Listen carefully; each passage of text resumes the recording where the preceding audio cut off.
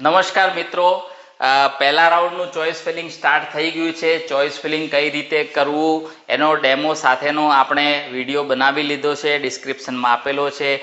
Allotment process કઈ રીતની હોય છે એનો પણ આપણે વિડીયો બનાવી લીધો છે, એ પણ ડિસ્ક્રિપ્શનમાં છે. હવે ફર્સ્ટ રાઉન્ડ વખતે ઘણા બધા વિદ્યાર્થીઓને વાલીઓને ઘણા બધા પ્રશ્નો હોય છે, ઘણું બધું કન્ફ્યુઝન હોય છે. તો એનામાંથી આપણે જે મોસ્ટ કોમન પ્રશ્નો હોય છે એના વિશે આપણે થોડી ચર્ચા ઝડપથી કરી લઈશું. કારણ કે રાઉન્ડ 1ના ચોઇસ ફિલિંગના નિયમો અલગ હોય છે, રાઉન્ડ 2ના ચોઇસ ફિલિંગના નિયમો થોડા અલગ છે. તો એ વખતે જ્યારે બી રાઉન્ડ 2 આવશે એના વખતે આપણે એ સરસ મજાનો વિડીયો લઈ લઈશું કે કઈ રીતના નિયમો છે.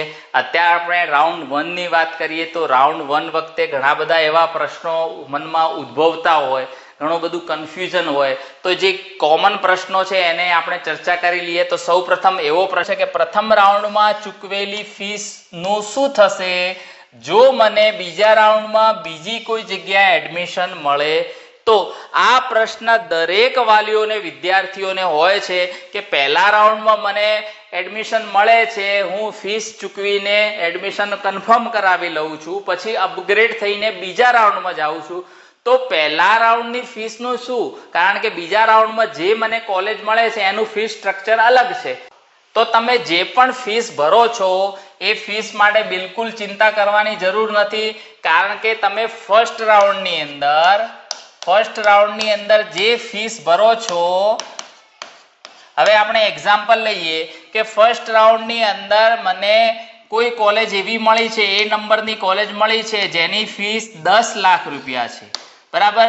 તો એની ફર્સ્ટ ટર્મની ફી 5 લાખ રૂપિયા મેં ભરી અને પછી મેં એડમિશન કન્ફર્મ કરાવી લીધું છે, બરાબર.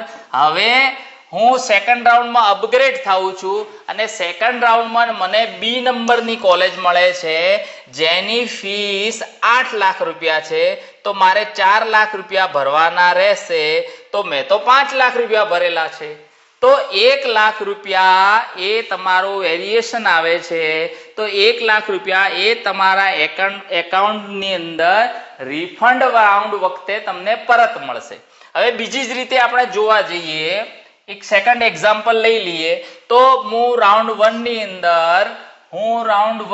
અંદર R1ની અંદર મને એ નામની કોલેજ મળે છે જેની ફી 9 લાખ રૂપિયા છે. એટલે મારે 4,50,000 રૂપિયા ભરી અને મારે એડમિશન કન્ફર્મ કરાવવાનું છે. હવે બીજા રાઉન્ડની અંદર મને બી નંબરની કોલેજ મળે છે, એને 10 લાખ રૂપિયા ફીસ છે અને 10 લાખ રૂપિયા ફીની ફર્સ્ટ ટર્મ માટે 5 લાખ રૂપિયા ભરવાના છે.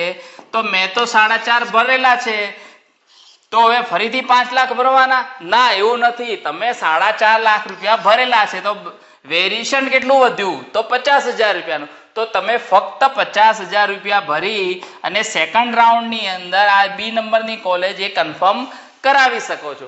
તો આ રીતે ફીસની અંદર ચિંતા કરવાની નથી. પહેલા રાઉન્ડની અંદર જે કોલેજ તમને એલોટ થયેલી છે અને બીજા રાઉન્ડમાં જે કોલેજ એલોટ થાય છે એ બે કોલેજ વચ્ચેનું જે ફીસ વેરિએશન છે એ જ તમારે ભરવાનું છે. જો તમારું વેરિએશન પ્રમાણે ફીસ ભરવાની આવે છે તો એટલી અમાઉન્ટ ભરવાની છે.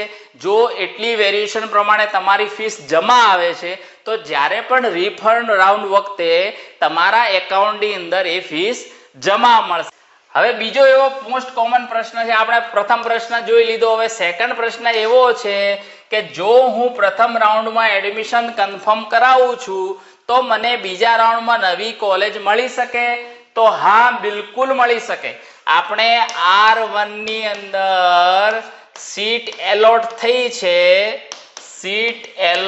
થઈ છે તો એ સીટને હું એડમિશન કન્ફર્મ કરાવી અપગ્રેડ થઈ અને સેકન્ડ રાઉન્ડમાં R2માં જઈ અને નવી સીટ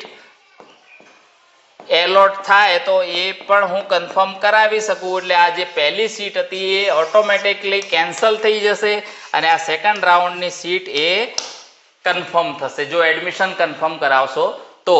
આ રીતે તમે R1ની અંદર પણ સીટ લઈ કન્ફર્મ કરાવી શકો છો R2 ની અંદર પણ સીટ લઈ કન્ફર્મ કરાવી શકો છો અને R3 ની અંદર પણ સીટ લઈ કન્ફર્મ કરાવી શકો છો.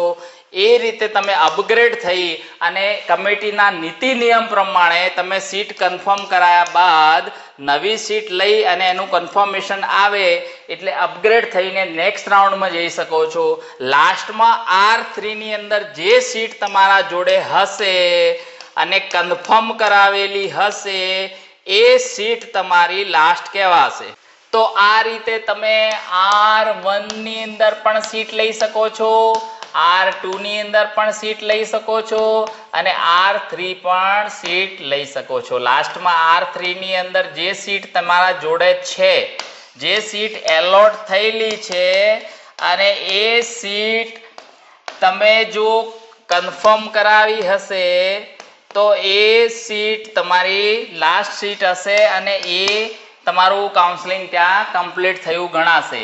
નીતિ નિયમ પ્રમાણે R2 માં સીટ લઈ એનું કન્ફર્મેશન કરાવ્યું છે, પછી અપગ્રેડ થઈને R2 માં સીટ લીધી એનું કન્ફર્મેશન કરાવ્યું છે, વળી અપગ્રેડ થઈને R3 માં જે સીટ મળી છે એ મારે 100% કન્ફર્મ કરાવવી પડે અને એ સીટ સાથે મારું કાઉન્સેલિંગ કમ્પ્લીટ થાય છે.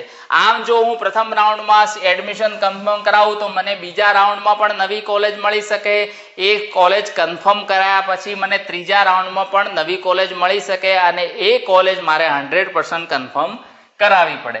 હવે આપણે બે પ્રશ્નો વિશે ચર્ચા કરીએ. હવે નેક્સ્ટ પ્રશ્ન છે કે બીજા રાઉન્ડમાં નવું રજીસ્ટ્રેશન કરવું પડશે. તો ના, બીજા રાઉન્ડમાં રજીસ્ટ્રેશન કરાવવાની જરૂર નથી. એક્સેપ્ટેડ કે તમે DQ એટલે ડિસ્કોલિફાય થાઓ તો નવું રજીસ્ટ્રેશન કરાવવું પડે. જો નીતિ નિયમને અનુસરીને જો દરેક પ્રક્રિયામાં ભાગ લેશો તો નવું રજીસ્ટ્રેશન કરાવવાની જરૂર નથી. એક જ રજીસ્ટ્રેશન સાથે તમે તમામ રાઉન્ડની અંદર જો R1, 2, 3 ની અંદર ભાગ લઈ શકશો. એનામાં જો સીટ એલોટ નથી થતી તો R4 અને 5 માં પણ ભાગ લઈ શકશો. એટલે નવું રજીસ્ટ્રેશન કરાવવાની જરૂર નથી. જો તમે ડિસ્કોલિફાય થાઓ છો તો ફરીથી નવું રજીસ્ટ્રેશન, નવી પિન ખરીદવાની હોય છે. બાકી નીતિ નિયમ પ્રમાણે જો કામ કરો છો, એનું પાલન કરો છો તો નવા રજીસ્ટ્રેશનની જરૂર નથી. એક જ રજીસ્ટ્રેશન સાથે તમામ રાઉન્ડની અંદર તમે ભાગ લઈ શકશો. હવે આપણે નેક્સ્ટ ક્વેશ્ચનની વાત કરીએ કે પ્રથમ રાઉન્ડમાં કેટલી ચોઇસ ફિલિંગ કરી શકું? તો અનલિમિટેડ. કેટલી ચોઇસ ફિલિંગ કરી શકીએ? અનલિમિટેડ. ચોઇસ ફિલિંગ આપણા જોડે અનલિમિટ છે. તમે વેબસાઇટની અંદર ચોઇસ ફિલિંગ માટેની ગાઈડલાઈન આવી ગઈ છે અને એના વિશે આપણે વિડીયો પણ બનાવેલો છે. તો એ ગાઈડલાઈનની અંદર ચોખ્ખા અક્ષરોમાં લખેલું છે કે અનલિમિટેડ,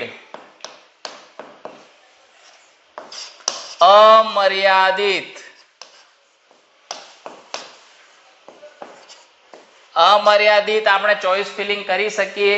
આપણે આ દરેક પ્રશ્નો જોઈ લીધા છે. હવે લાસ્ટ પ્રશ્ન જોઈએ કે પ્રથમ રાઉન્ડમાં મને સીટ મળે તો શું કરવાનું અને સીટ ના મળે તો શું કરવાનું? તો આ પણ એક આપણે જોઈએ કે એલોટેડ અને નોન એલોટેડ. બરાબર. તો R1 એલોટેડ ને R1 નોન એલોટેડ. જો એલોટેડ હોય અને સીટ તમારે કન્ફર્મ કરાવી હોય, એડમિશન કન્ફર્મ કરાવવું હોય તો એડમિશન ફીસ ભરી ઓરિજિનલ ડોક્યુમેન્ટ આપી અને એડમિશન એ કન્ફર્મ કરાવી શકો છો તો સીટ તમારી સિક્યોર થઈ જશે તમારા જોડે. બરાબર. અને પછી નેક્સ્ટ રાઉન્ડની અંદર તમે અપગ્રેડ થઈ શકશો. હવે જો સીટ એલોટેડ નથી, તમને સીટ મળી નથી તો તમારે કશું જ નથી કરવાનું. R2 ની ચોઇસ ફિલિંગની રાહ જોવાની અને R2 ની જે ચોઇસ ફિલિંગ ભરે 12 જેવી પણ ટાઈમ વિન્ડો આવે એ સમય દરમિયાન તમારે ચોઇસ ફિલિંગ R2 ની નવેસરથી નવી કરવાની રહેશે. તો એ પ્રમાણે તમારે જો સીટ મળે તો શું કરવું જોઈએ ને સીટ ના મળે તો પણ કશું કરવાનું નથી. એ R2 નું ધ્યાન રાખવાનું છે. ક્યારે સીટ ચોઇસ ફિલિંગ આવશે એ ચોઇસ ફિલિંગ ના સમય દરમિયાન આપણે ચોઇસ ફિલિંગ કરવાનું છે. R1 ની અંદર સીટ મળી ગઈ છે તો એ સીટને કન્ફર્મ કરાવી અને એનું એડમિશન કન્ફર્મ કા ઓરિજિનલ ડોક્યુમેન્ટ જે હેલ્પ સેન્ટરમાં જઈ એની જે પણ પહેલા ટર્મની ફીસ છે એ ફીસ ભરી અને તમે એડમિશન કન્ફર્મ કરાવી અને પછી અપગ્રેડ થઈને R2માં નવા ચોઇસ સાથે નવી કોલેજ માટે જઈ શકો છો. બરાબર. તો આ રીતે જે મોસ્ટ કોમન પ્રશ્નો હતા એ પ્રશ્નોની આપણે ચર્ચા કરી નાખી છે.